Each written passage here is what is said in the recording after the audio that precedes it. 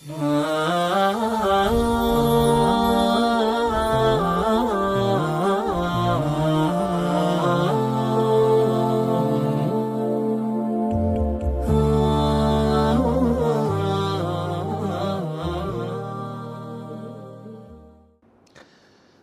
خودایی بەخشندەی میهرەبان، حەمد و شکر و سوپاس بۆ خودایی گەورەی دانەری زەوی و ڕاگری ئاسمان. هەزارەها هەزار حەمد و شکر و سوپاس لۆ خوای گەورە و سەڵات و سەلامی خوای گەورە بڕژێتە سەر گیانی پاچی پێغەمبەری پێشەوە و لەسەر ئال و ئەسحاب و یار و یاوەرانی تا ڕۆژی دوایی. بەڕێزان خۆشەویستان، لە زنجیرەی چواردەهەم خۆشحاڵم بە خزمەت ئێوەی بەڕێز و خۆشەویست دەگەمەوە لەو زنجیرە بابەتە بە ناوی حەسین بەیتەک، واتە ماڵەکانت بپارێزە، ماڵەکانمان با بپارێزین. لە زنجیرەی چواردەم لە خزمەت ئێوەی بەڕێز باسی بابەتێکی زۆر گرنگ دەکەین. یەکێک لەو شتانەی کەوا نیعمەتی خوای گەورەیە سوبحانەه وتەعالا، ئەویش منداڵە. بۆ ئەو بابەتە دەچینە خزمەت چیرۆک و بەسەرهاتی یەکێ لەو پێغەمبەرانەی کە ئولول عەزمە، کە ئەو بنەماڵەیەکە خوای گەورە سوبحانەه وتەعالا بە تایبەت باسی کردوونە کە ئالی عیمڕان، کە یەکێک لە سوورەتەکانی قورئانی پیرۆز بە ناوی ئەو بنەماڵەیە. لۆ ئەو بنەماڵەیە ئەوەندە گەورەنە، لە سەرچاوەکەیان لە چێوە هاتووە. ئالی عیمڕان پیاوەک بووە، ئەو عیمڕانە پیاوەکی زۆر گەورە بووە. تەمان دوو عیمڕان هەیە لە مێژوو، هەلۆ زانیاری دەنابتان لێمان تێگلتی. عیمڕانی باوکی موسا عەلەیه السەلام لەگەر ئەو عیمڕانەی کەوا دەکە باپیری عیسا پێغەمبەر عەلەیه السەلام، ئەو دوو عیمڕانە زۆر لێک جودا بوونە، ئەوانە یەک شت نینە، دوو کەسی لێک جودان. لۆیە ئالی عیمڕان دەکا باپیری عیسا پێغەمبەر عەلەیه السەڵات وەسسەلام. لۆیە لێرەدا بەڕێزان و خۆشەویستان، خوای گەورە لە چیرۆکی لە باسکردنی ئەو بەسەرهاتە لۆ ئەو عائیلە و بنەماڵەی ئەوەندە گەورە بوونە، لەبەر ئەوەی یەک خاڵی هەرە گرنگ کە زۆر گرنگە لەو بنەماڵێ، لەو خانەوادە، لەو خێزانە ڕێک دەداتەوە دڵسۆزیان لە بۆ دینی خوای گەورە، دڵسۆزیان لە بۆ ئەوەی کەوا خەمخۆری دین بن، بتانن کەسێک پەروەردە بکەن، منداڵێک کە ئەو منداڵە ببێتە هۆکاری ئەوەی کەوا دینی خوای گەورە ڕابگری و دینی خوای گەورە بەرز بکات و ببێتە کەسێک داعوە بکە. خوای گەورە ئومێد و ئاواتەکەشیان دەینێتە دی، بەڵام دوای هەوڵ و کۆششێکی زۆر، دوای چەندین ماوەی دوور و درێژ. خوای گەورە سوبحانەه وتەعالا لە قورئانی پیرۆزە فەرمووێ: ئین الله اصطفى ئادەم، خوای گەورە باوکە ئادەمی هەڵبژار لە ناو هەموو بەشەریەت کە باوکی مرۆڤایەتیە، یەکەم خەڵقە خوای گەورە بەدەستی پیرۆز و مبارەکی خۆی خەڵقی کرد. وەنوحەن، وەخوای گەورە ئادەمیشی هەڵبژارد کە یەکێکە لە پێغەمبەرانی ئولول عەزم، و ئالە ئیبراهیم، و ئیبراهیم پێغەمبەر و نەوەی ئیبراهیم پێغەمبەران کە شەیخ الئەنبیاء، و ئالە عیمڕانە عەلە العالەمین، و هەروەها ئالی عیمڕانیش، ئەو عیمڕانی کە دەکا لە خانەوەدەی عیسا پێغەمبەرن عەلەیه السەڵات وەسسەلام و خاتو مەریەم عەلە العالەمین، بۆ سەردەمی چینی خەڵکی سەردەمی خۆیان. اینجا خوای گەورە دەفەرمێ لۆ ئەوانە ئەوەندە گەورەن، ذوریەتەن بەعضها من بەعض، ئەوانە نەوە لە دوایی نەوە هەندێکیان هاتوون کەوا لە چینی پێغەمبەران لە ناوانە بوونە، ئەوانە خەڵکانێکی زۆر دڵسۆز بوونە لۆ دینی خوای گەورە، والله سەمیع عەلیم. اینجا خوای گەورە دێتن باسی ڕۆڵی ئافرەتێک باز دەکا کەوا ژنی عیمڕانە، خێزانی عیمڕان. خوای گەورە کە یعنی چەقی ئەو چیرۆکە، بابەتی هەرە گرنگ لەو چیرۆکە ئەو خاتونە بەڕێزەیە، ئەو ئافرەتەیە کە دەکا ژنی عیمڕان. خوای گەورە دەفەرمێ سوبحانەه وتەعالا: ئیذ قالت امرأة عیمڕانە، ئەی پێغەمبەری خوا صلی الله علیه وسلم، باسی حاڵی ئەو سەردەمە بکە، باسی بنەماڵە و خانەوادەی عیمڕان بکە کاتێ خێزانی، کاتێ ژنەکەی عیمڕان دەڵێ: ڕەبی ئینی نەذەرت لەکە ما فی بەطنی، ئەی پەروەردیگارە من نەزرم کرد و وعد و بەڵێن دەدەم ئەوەی کە لە ناو زگمدایە، دیارە دووجیان بووە، مافی بەطنی ئەو منداڵی لە ناو ڕەحممدایە، لە ناو زگمدایە، محەڕەڕەن منداڵێکی ئەو تۆبیتن، خاڵیسەن لخدمەتی بەیت المەقدیس، خوایە منداڵێکی یەکلاکەرەوە بی منداڵێک بی هیچ ئیششکەی پێ نەکەین خاص پەروەردەی بکەین لۆ خزمەتکردنی بەیت المەقدیس بەیت المەقدیس لە هەموو کاتێک شەڕەف و مای عیزەت و سەربەرزی مسلمانان بووە بۆیە هەر کاتێک بەیت المەقدیس لە ژێر دەستی مسلمانان بووبی ئەوە نیشانەی عیزەت و کەڕامەت و گەورەی و ڕێز و شکۆی مسلمانان بووە هەر کاتێک مسلمانان لاواز و زەعیف بن بەیت المەقدیسیش ژێردەستە بووە و لە ژێردەستی جوولەکە و خەڵکی دژمنانی خوای گەورە بووە ئینجا دەفەرمێ فتقبل مني ئەی پەروەردیگارە ئەی خوای گەورە داوال لێ دەکەم ئەو داوایە ئەو نەزرم لێ قبول بکەی لێم وەربگری ئینەکە ئەنتە السەمیع العەلیم بەڕاستی خۆت بیسەری خۆت ئاگاداری بە حاڵی من چەند دڵسۆزم لۆ بەیت المەقدیس لۆ ئەو ماڵەی تو لۆ ئەو شوێنەی کەوا سێمینی قیبلەکانە فلما وضعتها كاتك أو آفرتا دفرمي من دالكي دانا قالت ربي إني وضعتها أنثى تشيبو كتسا تشيبو أي خواي خود آقداري أمن أميدو آواتم أو بكركم ببي كوا أو هربستي بخزبت كني بيت المقدس بلام إستا خود آقداري بحالي من كتسكم بوا إني وضعتها أنثى والله أعلم بما وضعت والله أعلم بما وضعت خود آقداري بوي كمن سنبوا أو آفرتك أو نزريك دتيبوا وليس الذكر كالأنثى خويا خوش آقداري أوي ببياوان دكري بآفرتان ناكري آفر لمزقف بيوتي كلي خلق بيتن بويا أي پروردگار أي خواي قورا من داوال لي دكم كوا أو نزري من قلوم قربو بكيوا لوي كدلم داوا كردي شتيشي باشترو تساكترم بقسمت بكي وإني سميتها مريم أي پروردگارا أو من ذلك أمن بويما ككتسا لدايق بو خوايا من ناوي ليدني مريم طبعا لزماني سرياني وشي مريم يعني العابدة واتا كسيش خوا برست كواتا الليرة دابزانا إيما كمن دال مان دبي تبي هيما لنا وخيالي خومان برلوي من دال كمان ببي يعني جيانك شرف من دانا دابين بكي لو من دالك آوات وأميدي قورما نبي لو من دالك كمان بلام نك هلدو دنياي بي همو إيما دالين كرك بان من دالك ما ببا دكتور ببتا مهندس كاكا وش تشي خراب نية بلام والله أجا دكتور بي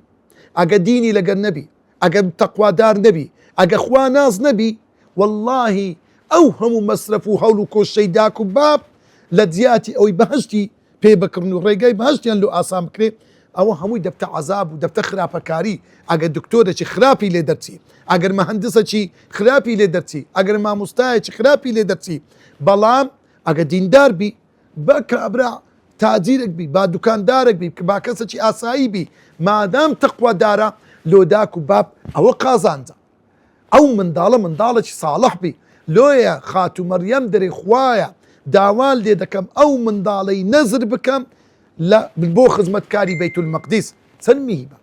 لۆیە ئێمە منداڵەکانمان وابەستەی مزگەوت بکەین منداڵەکانمان با ببنە ئیمام کەسی گەورە پێشەوا خزمەتکاری دینی خوا لۆیە چ دەفەرموێ وئینی سەمەیتوها مەریەم هێندە یەکێک لەو شتانە ناو لە بۆ منداڵ زۆر میهمە یعنی هەندێک ناو هەیە يعني براستي ماي قشبينية لبو من ذالك لبو دايكو باوك لو دورو بركش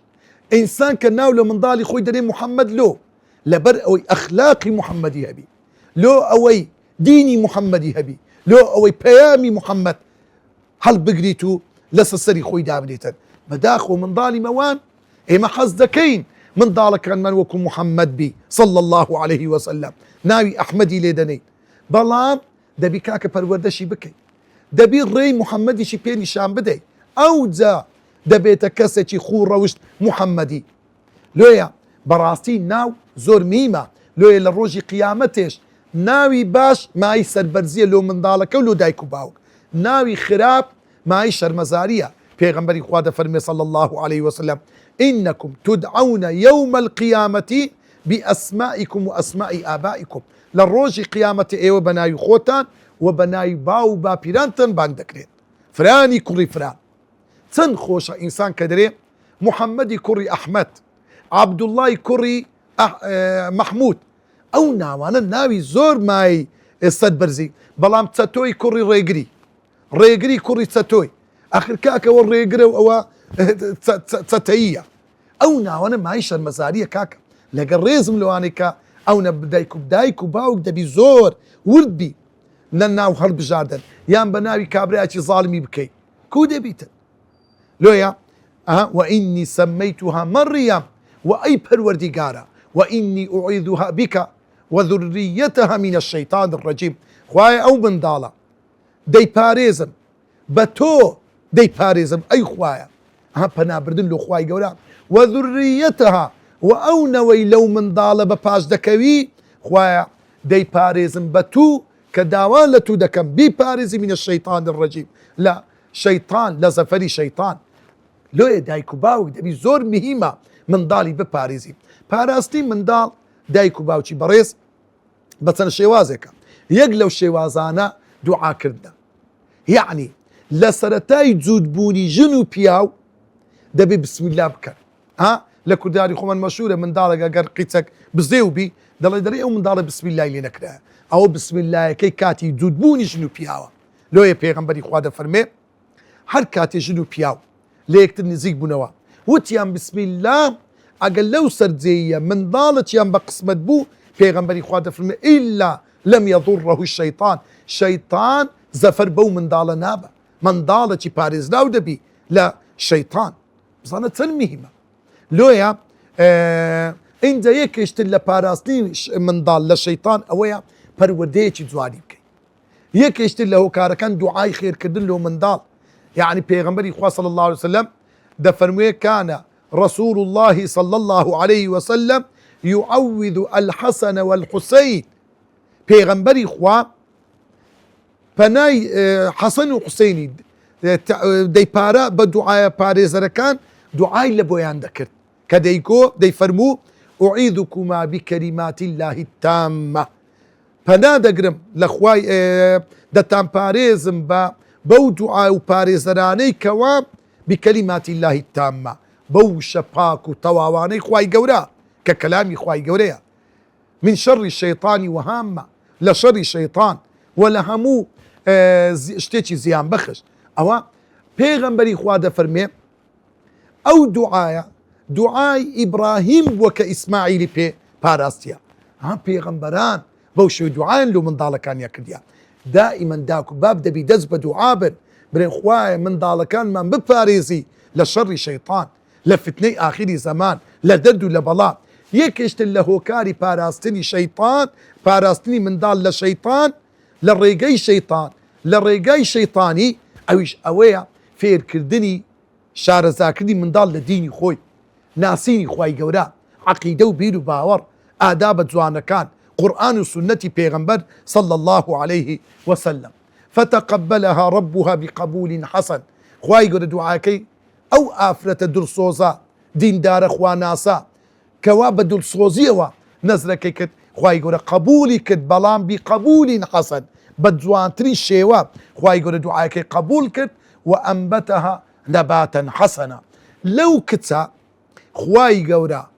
منداڵێکی زۆر چاچی لێشین کرد نەوەیەکی زۆر باشی لێ پەیدا کرد وەکەفەلەها زەکەریا ئەو منداڵە داک و بابی دوای ئەوەی دەمرد اینجا یەکێ لە پێغەمبەران خوای گەورە مسەخەری دەکا کە زەکەریایە دەستەبەری ژیانی ئەو منداڵە بچووکە بکە کە خاتو مەڕیەمە كلما دخل عليها زكريا المحراب ئەو خاتو مەریەمە هەندە کەسێکی دیندارە هەندە کەسێکی خواناسە هەمیشە و بەردەوام لە ناو بەیت المەقدیسە خزمەتی بەیت المەقدیسی دەکرد عیبادەتی دەکرد ئەو ئافرەتە گەیشتە دەرەجەی ئەو تۆ خوای گەورە کەرامەتێکی زۆر گەورەی پێنیشان بدا خوای گەورە بە شێوازێکی کەرامەت هەندێک ڕزقی لە بۆ دادنە لە ناو میحرابەکە زەکەریا پێغەمبەری خوایە کاتێک دێت تەمەشا دەکا ڕزقێکی زۆر عەجایب لەکن ئەو خاتو مەریەمەیە خواردنەکە لە زستاندا ئێستا خواردی هاوینی لەکنا لە هاوینێ خواردی زستانی لەکنا زۆر سەری سوڕما نەجارێک نەدوو چەندین جار ئەوە دووبار بووە لۆیە قالە یا مەریەم ئەننا لەکی هاذا ئەرێ خاتو مەریەم ئەو خواردنە لە چێن دەردەینی ئەتوو قالت هو من عند الله وتي أولا طرفي خواي قول سبحانه وتعالى بيم دبخشي إن الله يرزق من يشاء بغير حساب برزان أو تيروككيا كخواي قول باسي كر ليلة دا كوتاي بيري كأو خاتون برزا أو خيزاني عمران داوادك الأخواي قول سبحانه وتعالى من ضالة شي ببي أو من ضالي كدبي كوا كتسا أو كتسا دبيتا خاتو مريم دبيتا دايشي يشي لبيغمبراني أولو العزم بزانا إنسان أجر أميدو آواتي هبو لجيان دا إلا خواي قربان بس تخوي دقيني شنيا أتو ببيني أتو لنوي خود لمن ضالي خود أميدو آواتي قورتها بي رنقل لدواي تسندين بشت خواي قرب أو أميدو آوات اللو ديني من ضالك ببت داعي من ضالك ببيتا خزبت كاري ديني خوا من ضالك ببيتا زانايك وكو أستيري آسمان ببيتا صدقي زارية ببيتا ريخوشكري بهشت لبو تندين باو بابيراني خوي وكان أبوهما صالحا أمن همو جاري بابم ديجي راو رحمتي خوي لسر بيت بابيري بابم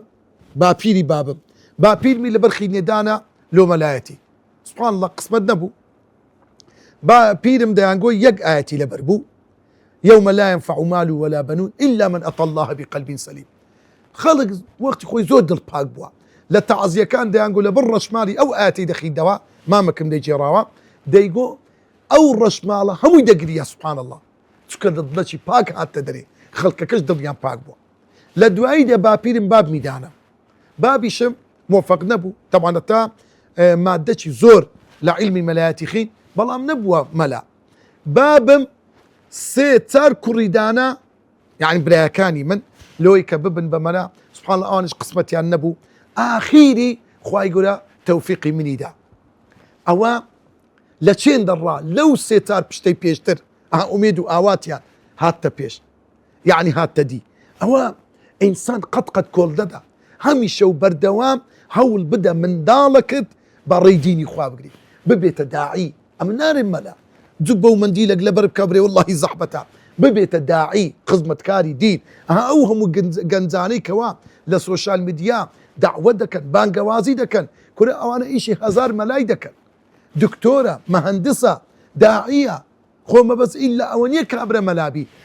يعني أو كساني أو رجندك رنج إيشي هزار ملايبك با باتشيكي بإخلاصكي لو يبرزان براسي إنسان هول بدا من ضالي